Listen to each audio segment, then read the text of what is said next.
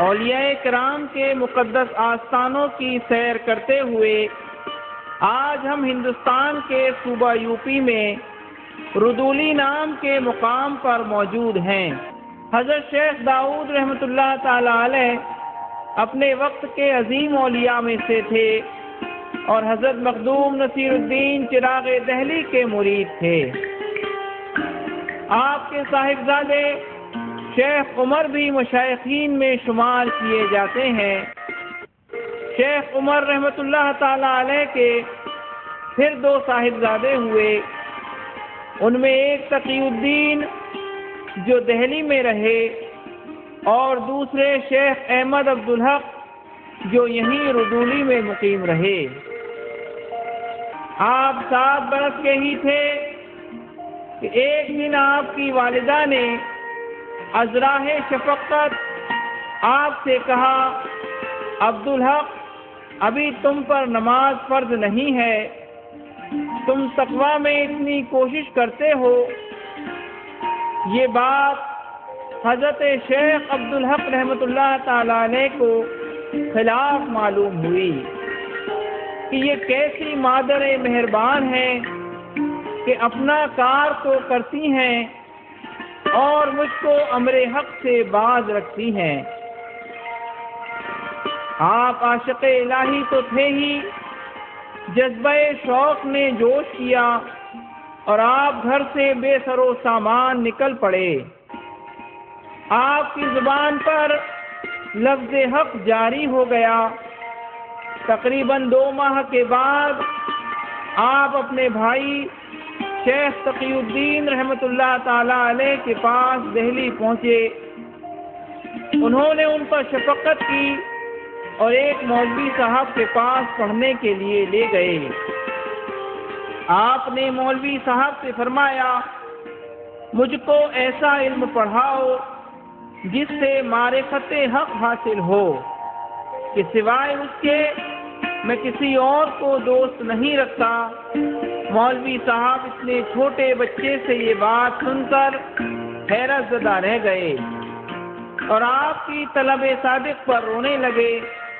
بعد میں سے فرمایا، اس حدیث کا مطلب دوسرا ہے، ہم تم کو اس امر میں کچھ دخل نہیں۔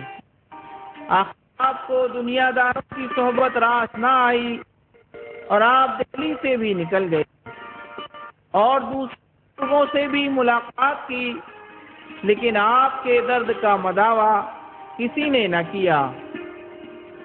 پھر ایک مدت تک آپ جنگلوں میں عبادت میں مشغول رہے اور سخت ریاضت و مجاہدات کیے۔ پھر آپ کو غیبی الہام ہوا کہ تمہاری تسلی شہر پانی پت میں شیخ جلال الدین رحمۃ اللہ تعالی علیہ سے ہوگی۔ آپ پانی پت کے لیے روانہ ہو گئے۔ ادھر مخدوم جلال الدین کبیر الاولیاء نے اپنے نور باطن سے جان لیا کہ شیخ عبدالحق آ رہے ہیں، تو آپ نے خادموں کو حکم دیا کہ آج دسترخوان پر کھانا نہایت پرتکلف سجایا جائے اور چند گھوڑے باساز زرین کسوا کر خانقاہ کے دروازے پر ایستادہ کیے جائیں۔ خادمین نے بھی ایسا ہی کیا۔ الغرض جب شیخ احمد عبدالحق آپ کے دروازے پر آئے تو گھوڑے اور مکان کی زیب و زینت اور تجھ کو احتشام دیکھ کر اپنے دل میں خیال کیا کہ جو شخص ایسا باحشمت اور دنیا دار ہو، محبت الہی سے اسے کیا سروکار ہوگا۔ جب اندر آئے تو دسترخوان کو دیکھ کر اور بھی حیران ہوئے اور وہاں سے نکل کر چل دیے۔ تمام دن چلتے رہے۔ شام کو ایک بستی کے قریب پہنچ کر پوچھا، یہ کون سی جگہ ہے؟ تو کہا گیا کہ پانی پت ہے۔ آپ بڑے حیران ہوئے، آخر پھر چل پڑے۔ کچھ دور چلے تھے کہ راستہ گم ہو گئے۔ تھوڑی دوری پر ایک شخص درخت پر کلہا سر پر رکھے بیٹھا ہوا تھا۔ آپ نے اس سے راستہ معلوم کیا تو اس نے کہا، اے گمراہ، اصلی راستہ شیخ جلال الدین کے دروازے سے گم کر کے آیا ہے۔ اس ہدایت غیبی کے بعد آپ پھر عقیدت و احترام سے اپنے پیر و مرشد کی بارگاہ میں چلے اور راستے میں خیال کیا کہ اگر وہ مجھے خواجہ شمس الدین ترک کی مزار مبارک سے ٹوپی مس کر کے پہنائیں گے اور حلوہ کھانے کو دیں گے تو میں ضرور مرید ہو جاؤں گا۔ چنانچہ ایسا ہی وقوع پذیر ہوا اور آپ مخدوم شیخ جلال الدین رحمۃ اللہ تعالی علیہ سے بیعت ہوئے اور انہی کی خدمت میں رہنے لگے۔ اب آپ کی تربیت پانی پت میں ہونے لگی اور پیر و مرشد کی رہبری میں ایک مدت تک آپ جمال حق کے مشاہدے میں غرق ایک گوشے میں پڑے رہے۔ ایک روز پیر و مرشد نے ان کے پاس جا کر فرمایا، بابا عبدالحق، ہوشیار ہو کر کچھ کھاؤ۔ آپ نے یہ سن کر اپنا سر استغراق سے اٹھایا اور عرض کی، یا شیخ، میں نہیں جانتا کہ کیا کھاؤں یا کیا کروں اور کس لیے کھانے کی خواہش کروں، کس سے پرہیز کروں اور پاک ناپاک میں کیوں کر فرق کروں۔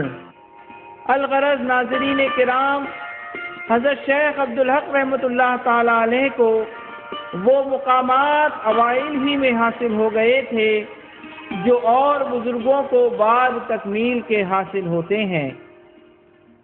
تربیت کے بعد خواجگان چشت کا طریقہ ہے کہ پیر اپنے مرید صادق کو جدا کر کے سفر کرواتے ہیں، تو آپ نے بھی اپنے پیر و مرشد کی اجازت سے سفر اختیار کیا۔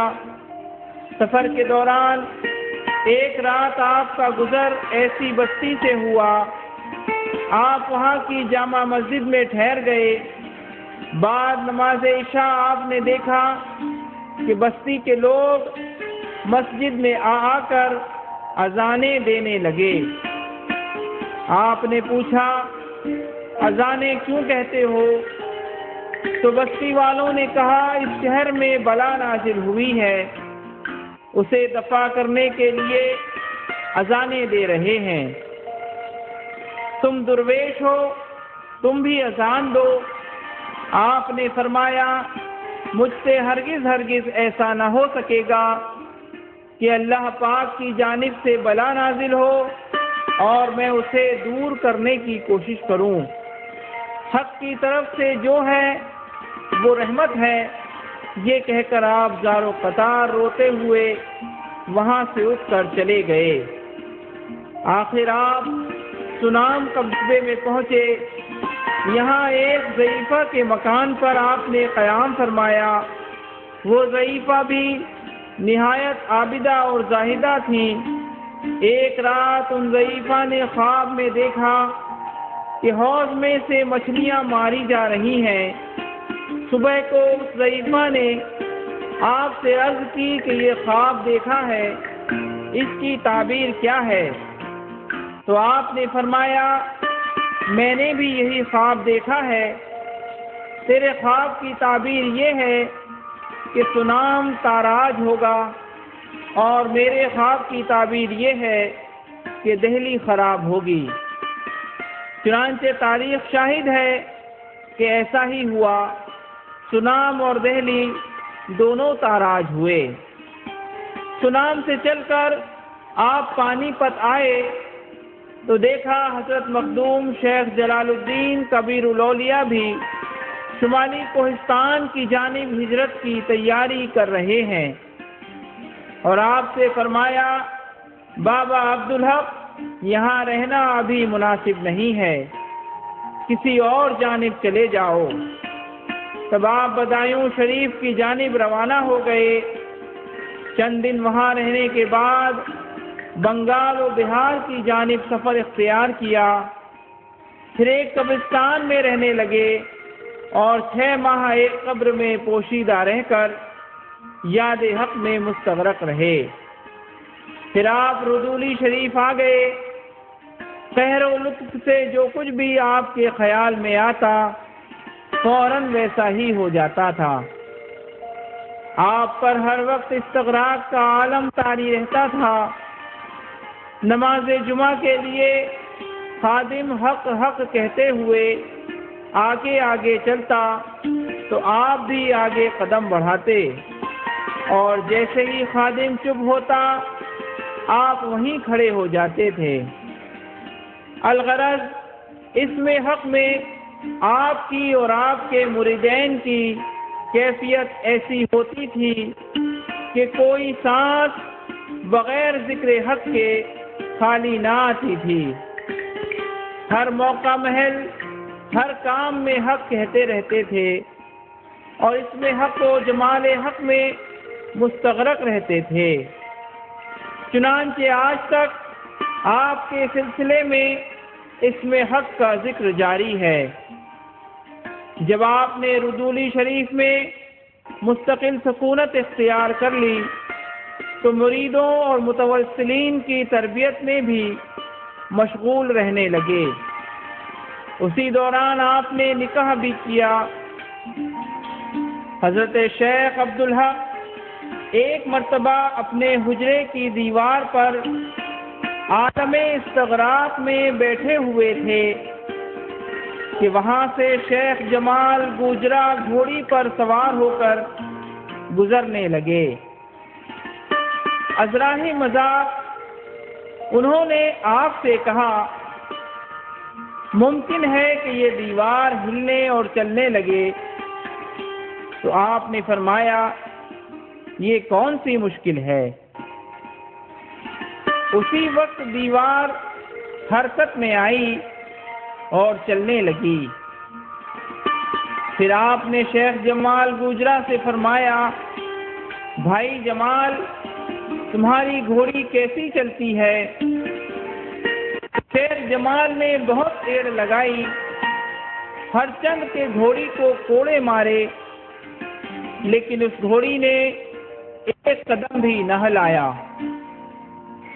یہ دیکھ کر شیخ جمال کافی شرمندہ ہوئے اور آپ سے معذرت طلب کرنے لگے۔ ناظرین کرام، رب تبارک و تعالی نے آپ کو ایسا بااختیار کیا تھا کہ موت بھی آپ کی مرضی کے تابع و فرما بردار تھی۔ آپ کا وصال 15 جمادی الثانی 836 ہجری میں ہوا۔ آپ کے بہت سے خلفاء ہوئے ہیں جو سارے ملک میں پھیلے ہوئے ہیں۔ آپ کا عرس پاک ہر سال بڑی عقیدت و احترام سے منایا جاتا ہے۔ آپ کے مشہور خلفاء میں حضرت شیخ عارف جو آپ کے فرزند بھی ہیں، اس کے علاوہ شیخ مخلص، شیخ بختیار، شیخ شمس الدین و شیخ بہرام وغیرہ بھی ہوئے ہیں، جو سبھی اپنے وقت کے بڑے عارفان کامل گزرے ہیں۔ آج بھی آپ کے آستانے پر جمال حق کے جلوے ظاہر ہوتے رہتے ہیں۔ اہل بصیرت جن کا مشاہدہ کرتے ہیں اور اہل عقیدت اپنے دلوں میں جمال حق کے جلووں کو محسوس کرتے ہیں۔